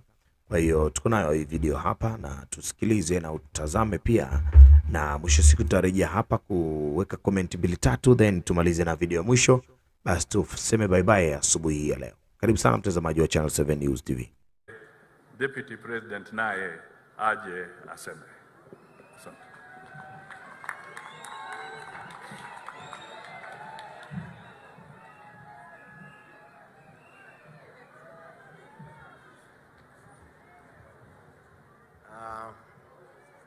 Your Excellency,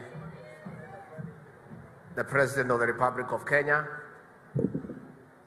and Commander-in-Chief of the Defense Forces,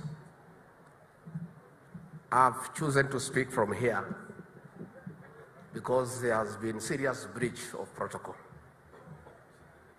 The state podium is reserved for the head of state, but I want to exonerate all those who have spoken there because it is the President himself who invited them to speak from there and breached protocol. And as a man who was in uniform, I politely declined the invitation by the President to break protocol, and I will speak from here. And you know, those of us who work around the President, we have a very difficult task of overseeing the transformation of a hustler into a president. That is why the President is breaching protocol, because much as the hustler nation propelled one of them to State House, it is very difficult to get the hustler out of him. And that is why he is quite comfortable to get everybody to use the state podium. Your Excellency, our President, today is a very important day for this country and for your administration. Among the 5 key pillars is the universal health coverage. And Your Excellency, I want to tell the people of Kenya that what is happening today is not by accident. It is 1 year of hard work by the President, and I want to confirm the President has held countless meetings, day and night, with officials from the Ministry of Health, our international development partners, and other stakeholders.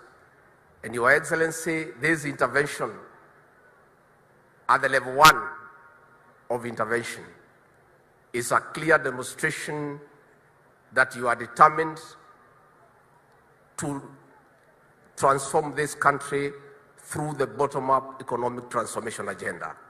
That is why this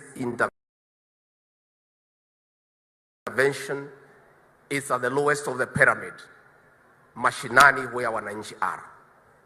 Your Excellency, it may look expensive at this stage to provide the equipment and to give stipend to the community health promoters. But Your Excellency, you are well informed that this is short term. Going forward, the cost of preventing a disease is 9 times to cure the same disease. So this is a temporary measure, and in 5 years' time, through this intervention, the cost of curing diseases in this country will come down by 50%. So again, this is an intervention that is geared towards the economic transformation of our republic. For the health care promoters, I want you to pray for President William Ruto, because for many years, nobody has ever remembered you for the voluntary work you have been doing. Our president, because of being a grassroots person and understanding the ground and the people down there, was quite aware of the struggles our promoters have gone through by volunteering their services, yet their families to feed. Your Excellency, continue listening to the bottom. Continue listening to the grassroots people. And that is how you are making decisions that are well informed and grounded with the ordinary wananchi. As I wind up, before I call the President, the Governor of Tharaka Nithi talked about El Nino. The Meteorological Department has told us that now they have scientific information that we shall have El Nino. And Your Excellency, further to your directions, I have convened this Thursday at 10 a.m. the National Emergency Response Committee, so that we can now discuss the level of preparedness so that we don't get caught flat-footed, and we prepare as a country how to deal with the expected emergencies arising out of El Nino. In that meeting, Your Excellency, we have called the Ministry of National Treasury because of the financial implications, the Ministry of Water and Sanitation, the Ministry of Environment, the Ministry of Agriculture and Livestock Development, the Ministry of ASAL, the Ministry of Interior, the Ministry of Health, the Meteorological Department, the Drought Management Authority, the Kenya Defense Forces, the National Police Service, humanitarian agencies like Red Cross, international organizations, our development partners, and most important, all the 47 county governors, because in one way or another, they'll have to work with the national government to deal with the various challenges that will come with El Nino. The governors who are here, you'll find a formal invitation when you go back to the office, but this address forms again as a way of inviting you to create time and come for that meeting. The governor, Nairobi, is very critical. There are drainage challenges in this city and other cities of Mombasa, Eldoret, Nakuru that we need to prepare.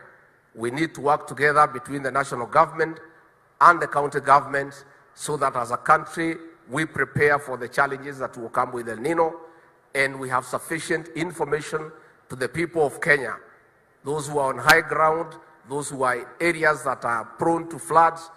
There is adequate information to the people of Kenya so that everybody can get prepared to deal with the expected emergencies and challenges that may come with El Nino.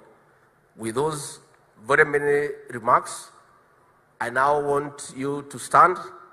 We invite our President to the state podium to address the gathering and the people of Kenya. Karibu Mheshimiwa Rais. Asante sana. Tafadhali tuketi chini wale wako na viti. Pongezi sana Bwana Rigiji. Tumpigie makofi kwa kuongea Kiingereza kizuri.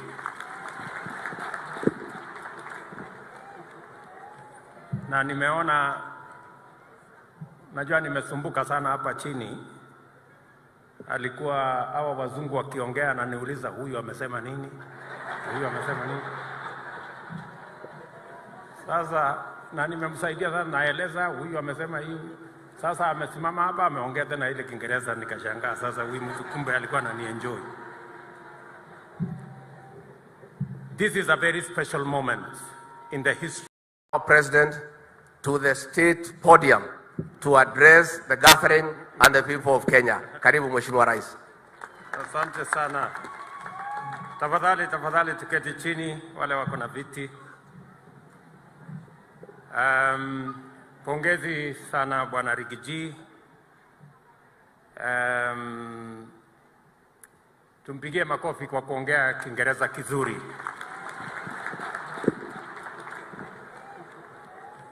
Na nimeona, najua nimesumbuka sana hapa chini.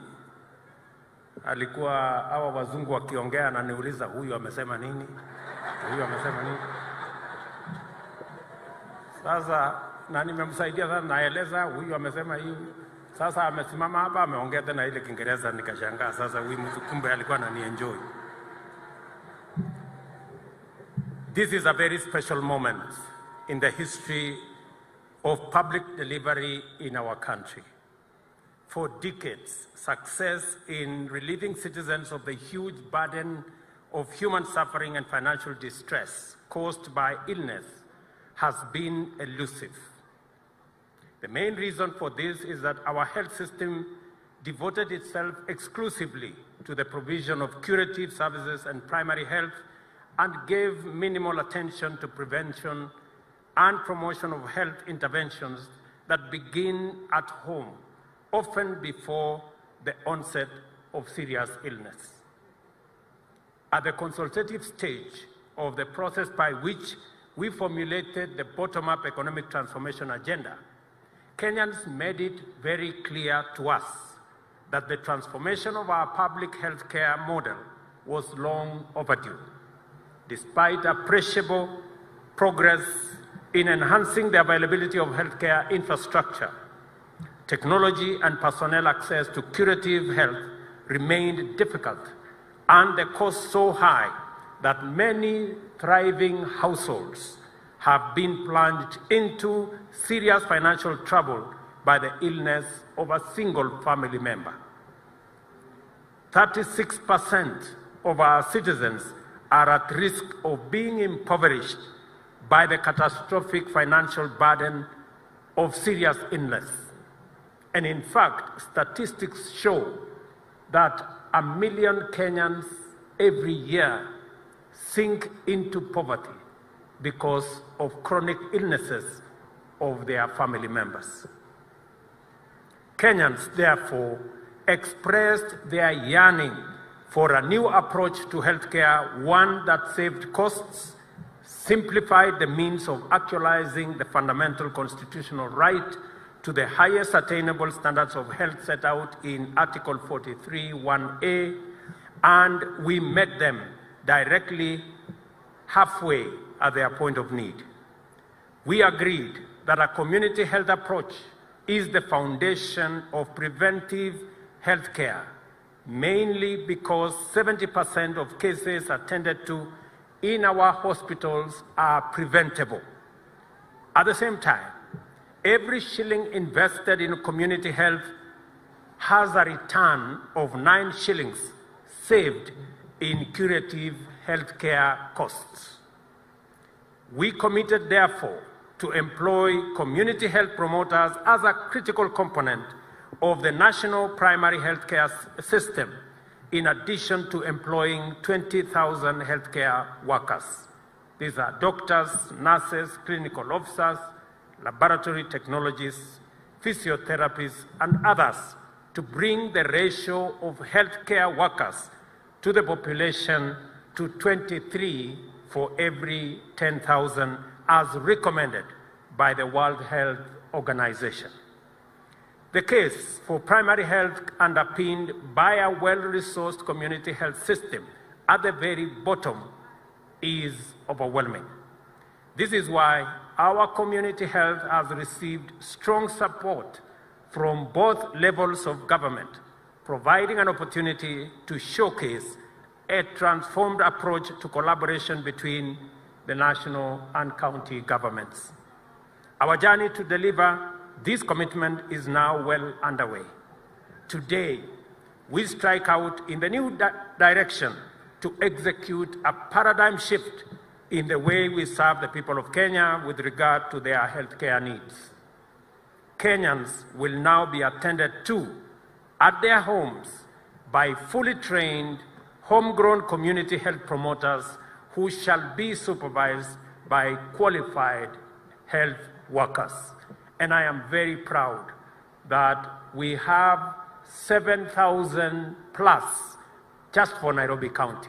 And I want to say congratulations to all of you for what you are already doing for our communities. The community health promoters are facilitated to provide a defined package of preventive and promotive health services at the household level. Each promoter is mandated to serve 100 homes and will be provided with basic equipment for household health screening. 100,000 community health promoters kits will be provided by the national government through the Ministry of Health, together with smartphones to make them reachable and to enable them transmit and receive necessary information, instruction, advice, and other information relevant in the delivery of health care by community health promoters. The national and county government will co-share the responsibility for the remuneration in the form of stipends for the 100,000 community health promoters who will work in each of our 47 counties, and I must thank our governors for this partnership. By launching the essential kits to equip community health promoters, we are making a bold statement of our intent to take a big step towards winning our nation's long-standing struggle for freedom from disease using a bottom-up strategy. This is also our celebration of critical victories in the struggle.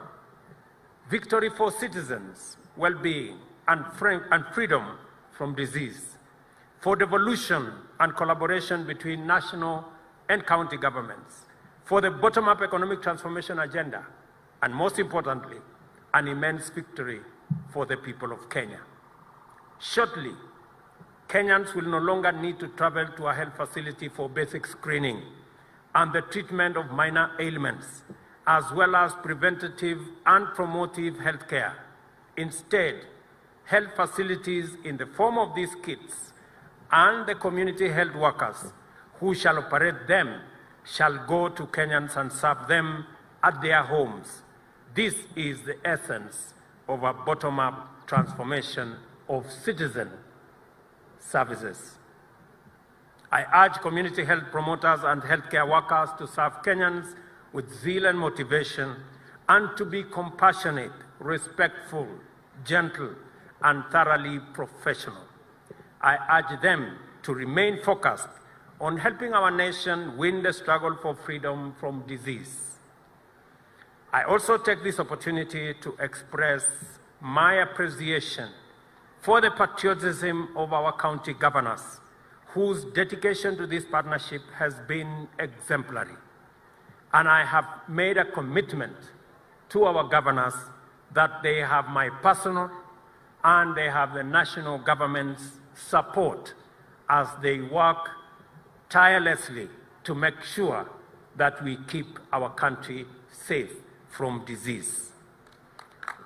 I want also to assure our county governments that they have our collaboration as we deliver to the people of Kenya. My commitment, the commitment of the national government, is for us to succeed as a nation. It doesn't matter who takes the credit. Whoever wants to have the credit, they can have it so long as we deliver public service and we deliver on this health commitment that has been elusive for many years. I also want to thank our members of parliament. They have been exemplary. They have worked with us. They have made a commitment. They have already interrogated all the bills. I am happy that they are going on with public participation in Turkana and in other areas. And I want to assure Parliament that the executive, both at the county and at the national level, will make sure when the pieces of legislation become law, we will ensure that we keep our part of the promise to make sure we deliver health at the very bottom to every Kenyan and be organized from the dispensaries to the health centers to the sub-county hospitals to the county hospitals and also to the referral hospitals that we have across the country. We have legislation that will now underpin our health delivery systems across the country, in every county and nationally. With this spirit of collaboration between the two levels of governance, only the sky is the limit, as they say. It is now my pleasure to launch the nationwide exercise to distribute 100,000 community health promoters kits to 47 county governments for further deployment. And it is my expectation that this partnership, this collaboration, and I want to thank our partners, UNICEF, Johnson & Johnson, CIF. CIF are a great partner to us. I want to specifically thank CIF for helping us with the kits that we have, their partnership and commitment, World Bank, Safaricom, and all the people who have made this possible. Each and every one of you have made an immense contribution towards what we are witnessing here today. The journey has started, and I am sure we will get there. Thank you very much. My very best wishes. I look forward to launching formally the next phase of this program on the 20th of next month. And I have asked the President of Angola to join us in that celebration so that he can help us formally launch this program that has learned many lessons, as Minister has said, from different countries, from different models. I want to thank the Ministry of Health under the leadership of my good Minister Susan. I have been on their case. We've had many meetings. I know sometimes I have put you under immense pressure, but you understand that my employers have also put me under a lot of pressure. So because you are my employers, because you are my employees, I report to these millions of Kenyans. So wao ndio wanasema hii kazi ifanyike na ifanyike haraka. So nawashukuru sana, pongezi. Nyinyi watu wa Kanairo, mjue tuko pamoja na nyinyi. Sasa nyinyi mtaenda kushughulika na kila county, na kila kijiji, na kila mtaa, na kila kona ya Nairobi. Na mimi naamini ya kwamba nyinyi mtatupatia heshima ya kufaulu kwa sababu tunawaamini. Ulisema kulamba tofu? Tunawalombo tofu. Hiyo kabisa, tuko hapo. Sawa. God bless you and God bless our great country Kenya. Asanteni sana.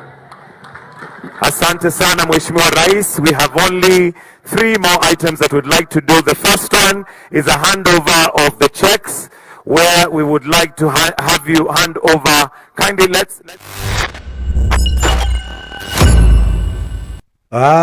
siku ya jana hiyo tukio zima hilo Mheshimiwa Rais aliweza kufunga hivyo, lakini tumepata kuona viongozi wengi walikuwepo pale, na wote, sio tu wengi, wote viongozi wote walikuwepo pale, lakini magavana wote walikuwepo pale, na baadhi ya viongozi walipata nafasi ya kuzungumza. Mengi wameyazungumza. Mheshimiwa Rais kazungumza, Mheshimiwa Makamu wa Rais kazungumza, Na hivyo ndivyo ambavyo ilikuwepo. Na mwisho kabisa hapa mzee wangu mzee Henry Nyamweya, cha kumaliza tunafunga kipindi chetu. Mimi kitu ambao nitasema na kitu ambao ninasangaa pato ninataka kuona ni hiyo economic transformation agenda yenye president huwa akiimba kila wakati. Ndio inamaanisha kwamba pesa zikuje masinani, maendeleo ya kuche masinani, watu wajipike kufanya kazi. But what we are seeing on the ground is completely different. So kitu tunasema kwamba hii maongezi matamu, hii utendakazi wa kila gavana ionekane, si eti ni maneno matupu yale ambao yanaonekana. Mimi nilikuwa nimewaambia president akikuja ataingia na function nyingine. Sasa umesikia ile 8 billion, umesikia shughuli ya nini popote, umesikia fueli ikitajwa hapo, umesikia maneno yenye ilikuwa wakati hakukuwa. Unajua wakati mwingine tunasema kwamba when you were away, hii ilifanyika, hii ikafanyika, na hii ilifanyika, na hii hakufanyika. But huwa nilisema, hata ni huwa ninawaambia, umesikia president akitaja juu ya fueli hapo? Hapana, hajataja. Anataja juu ya economic transformation agenda. I don't know, hii economic transformation agenda is only economists who can tell us, but also from a layman's knowledge, kwangu mimi ni ile kwamba transformation agenda must be accompanied na maisha, yani lower fuel, cost of fuel, lower tax, taxation na mambo mengine. We cannot achieve this if kama watu saa hii watu wafanye biashara. Ndio. Saa hii watu wenye walikuwa wamefungua biashara, mtu akona biashara kama 5 amefunga amepakisha na kamoja tu. Juu ya taxation. Juu kwa vile uwezi enda kwa banki tena uombe loan tena. Ndio. Utaomba loan utoe wapi, biashara hakuna. Do you see what is happening? So hii economic transformation agenda is a good decision, a good idea. But actually, I don't know how it's going to be implemented with this high cost of living. Sawa. With high cost of fuel. Unanielewa? Ndio. It will become a reality kulingana na watu. Watu sio president peke yake na deputy wanafanya biashara. Wata transform hii agenda iwe reality. Ni sisi. Kama ni mwananchi huwa wako chini kabisa, wamelemewa na maisha. They could have wangekuwa wanafikiria ni njia gani ya kutapu pesa into the pockets of these people than taxing them. Sawa. Bila kumiliki than milking them. Unaona? So wangekuwa wanafikiria ni njia gani, ni jinsi vile tutafaidisha hawa Kenya wetu kwa kutapu pesa into their pockets.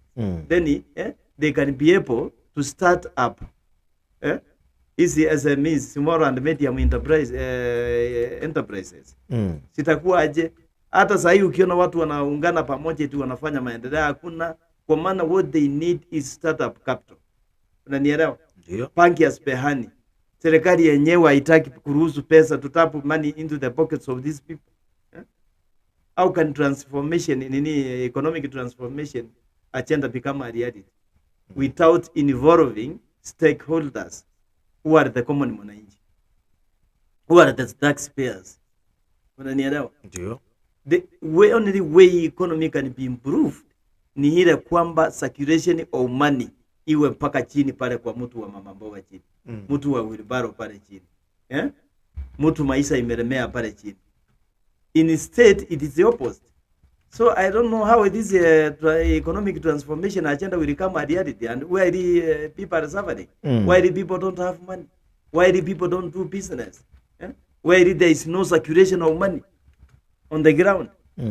How do you achieve this transformation agenda, economic transformation agenda? Unaona sasa? So kuna vitu vingine inachumuiza ama inauziza wasitaka dau. Inachumuiza wale ambao wanahusika, na wenye wanahusika ni wale watu wa chini, mama mboga. Unanielewa ndugu yangu? Ndio. So what we are saying, wacha rais atoke pale juu mahali amefika, arudi hapa chini kabisa, angazie na maisha ya chini yale ambayo alikuwa anasema. Aone vile economy vile itarudi. Instead we are borrowing. We are creating more debts than even there before. Which again ita cost ama itaumiza mwananchi wa kawaida. Already businesses have been closed. How shall we achieve this economic transformation agenda without tapping money into the pockets of these people? Umenielewa? Mimi nimekuelewa. So president yarudi hapa chini aangazie maisha yenye yako hapo. Sawa sawa. Ndio umemaliza baba eh? Haya, nilikuwa na mzee wangu mzee Henry Nyamweya, tumezungumza mengi sana yanayohusiana na taifa letu la Kenya hususan, lakini pia tumezungumza namna ambavyo Mheshimiwa Rais utendaji wake wa kazi na ushauri wa mzee Nyamweya always unakuwa hivyo, kwa maana ya kushauri positive au ushauri positive kuhusiana na serikali yetu bila kuangalia upande wowote, bila kuzungumzia upande wowote na vitu kama hivyo. Na nilikuwa naye hapa tangu majira ya saa 1 za asubuhi. Sasa ni 3:07 masaa ya Afrika Mashariki. Basi hivyo ndivyo ambavyo tunaweza tukasema tumemaliza asubuhi ya leo. Lakini kubwa ni kuendelea kusalia nasi Channel 7 News TV East Africa, kubaki nasi Channel 7 News TV East Africa, lakini pia Kenya News Alert. Tufuatilie kule kupitia platform yetu YouTube ya Kenya News Alert TV, lakini Instagram ya Channel 7 News TV East Africa, pamoja na Facebook na TikTok tunapatikana hivi Channel 7 News TV East Africa. Hii unaweza kutufollow kupitia ukurasa wa Facebook kwa Channel 7 News TV East Africa. Tufollow, lakini namba zetu za 0705156923 unaweza kutumia kwa kututafuta ili tuweze kuadvertise chochote ambacho unahisi kinaweza kukaa hapa na watu wakawa wanufaika, basi tutafute kokote katika mitandao yetu ya kijamii, lakini namba nimekutajia hapo. Lakini mitandao ya kijamii ya Instagram, Facebook pia unaweza kututafuta huko, pamoja hata ukitudia kule kwenye Instagram kwamba bwana mimi naitwa mtu fulani natafuta namna ambavyo unaweza nikaja hapo kwa advertise kitu changu, basi uongozi utakusikiliza na mambo yatakuwa mazuri namna hiyo. Mimi naitwa Muna Shwai, unanitafuta kama Muna Shwai Facebook, lakini pia Shwai_TZ Instagram na Muna.Shwai TikTok, lakini mzee Nyamweya anapatikana kama Henry Onderi Nyamweya kwenye ukurasa wake wa Facebook, lakini TikTok unampata kama @Henry.Onderi02 Henry.Onderi 0 lakini Eugene unampata kama Vibes_Genie kwenye platform zake zote, Vibes_Genie. Hii ni Channel 7 News TV East Africa, endelea kutufollow. Bye bye, asante na kwaheri.